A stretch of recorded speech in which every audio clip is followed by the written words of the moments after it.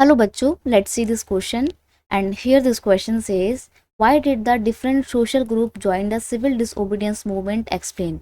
Question आपसे बोल रहा है कि क्यों अलग अलग सोशल ग्रुप ने सिविल डिसओबीडियंस मूवमेंट में पार्टिसिपेट किया था, एक्सप्लेन कीजिए। बेटा ये क्वेश्चन बहुत इंपॉर्टेंट है, सीबीएसई अपने पेपर में इसको बहुत बार रिपीट करती है। कह सकते हो कि सीबीएसई का एक बहुत one of the favourite question में से एक है।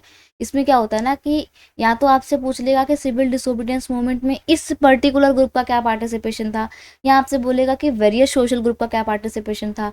तो अगर पर्टिकुलर पूछेगा तो आपको एक पर्टिकुलर सोशल ग्रुप के बारे में लिखना पड़ेगा, लेकिन अगर वेरियस सोशल ग्रुप पूछेगा तो आपको फिर सारे ग्रुप्स डिस्कस करने पड़ेंगे जिन्होंने इस मूवमेंट में पार्टिसिपेट किया था। तो ओवरऑल बहुत इंपॉर्टेंट क्वेश्चन है ये। आइए देखते हैं क्वेश्चन का की concept. Participation of different social group in the civil disobedience movement, अलग अलग सोशल ग्रुप का सिविल डिसओबीडियंस मूवमेंट में पार्टिसिपेशन। तो देखें सबसे पहला क्या था, बिजनेस क्लास ग्रुप का पार्टिसिपेशन कैसा था। बिजनेस क्लास ग्रुप समझते हो, जो बड़े बड़े उद्योगपति होते हैं, बिजनेसमैन होते हैं, उनका participation. Prominent industrialist like Purushottam Das, GD Birla formed FICCI।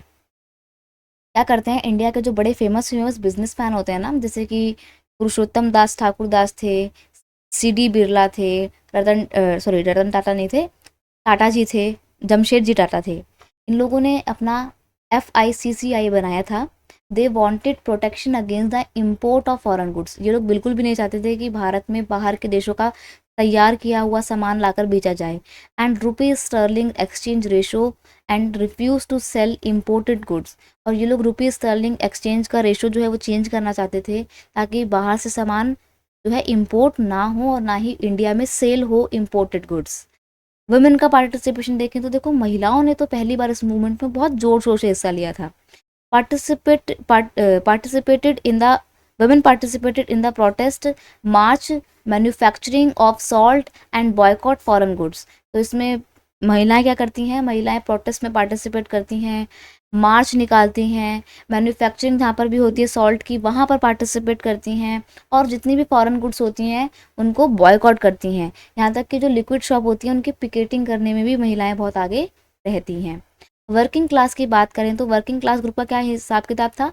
Nagpur working class group of Nagpur workers adopted a boycott of foreign goods against low wages and poor working condition. इन लोगों ने बॉयकॉट किया फॉरेन गुड्स का और movement में participate किया, ताकि आवाज़ उठा सकें अपने लो वेजेस के लिए और पुअर वर्किंग कंडीशन के लिए। इसलिए वर्किंग क्लास ग्रुप ने अलग तरीके से पार्टिसिपेट किया, मतलब अलग उद्देश्य से पार्टिसिपेट किया, अलग पर्पस था उनका इस मूवमेंट में पार्टिसिपेट करने का।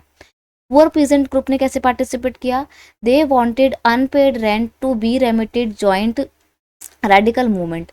इन्होंने क्या किया, इनके पास में जो ज़मीन थी जिसका इन्होंने रेंट पे नहीं किया था, ये लोग चाहते थे कि वो अनपेड रेंट जो है वो माफ़ कर दिया जाए, इससे उस अनपेड रेंट से इनको रेमिटेड मतलब छुटकारा मिल जाए। इसके लिए उन्होंने रेडिकल मूवमेंट को लॉन्च किया, रेडिकल मूवमेंट को ज्वाइन किया, जो कि सोशलिस्ट और कम्युनिस्ट ग्रुप चला रहे थे। रिच पीजेंट ग्रुप की बात करें तो इन्होंने कैसे पार्टिसिपेट किया। In the Patidars of Gujarat and Jats of Uttar Pradesh demanded reduction in revenue and participated in boycott programme. ये लोग चाह रहे थे कि ब्रिटिश गवर्नमेंट क्योंकि बहुत हैवी टैक्स लगाती है, बहुत हैवी रेवेन्यू इनसे वसूलती है, जो कि ये पे नहीं कर पाते थे, इसलिए उन्होंने बॉयकॉट प्रोग्राम को सपोर्ट किया, ताकि कल को स्वराज आ जाएगा तो ये जो हैवी रेवेन्यू की डिमांड है ये भी बंद हो जाएगी। इसलिए रिच पीजेंट ग्रुप का अपना एक अलग उद्देश्य था इस सिविल डिसओबीडियंस मूवमेंट में पार्टिसिपेट करने का। I hope you understood it well. Best of luck.